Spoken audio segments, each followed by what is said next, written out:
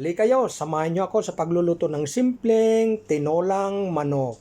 Ito ang ingredients, assorted parts of chicken, hugas na po yan.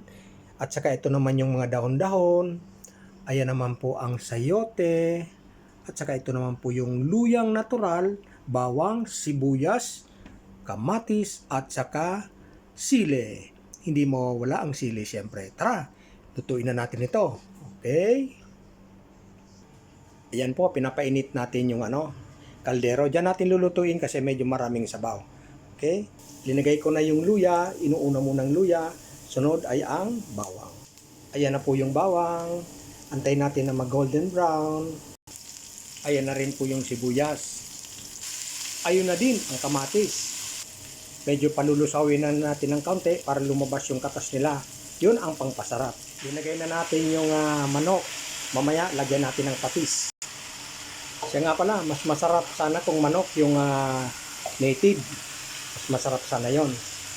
So, medyo mahal dito. Mamaya, lagyan natin ng patis. Ayan, medyo golden brown na siya. Lalagyan na natin ng patis muna. Linagyan ko nga pala ng paunang paminta para bumango siya. Ayun. Mamaya, lagyan na natin yung sayote, ha? Ayan na yung sayote. Bahagya, mamaya muna natin lalagay ng tubig. Tutuin natin ng kaunti pa. Ayan, linagyan ko na ng tubig. Mga 4 na tasang tubig. Okay, antayin natin kumulo bago lagay yung ibang mga gulay. Ayan po, kumukulo na siya ng kaunti.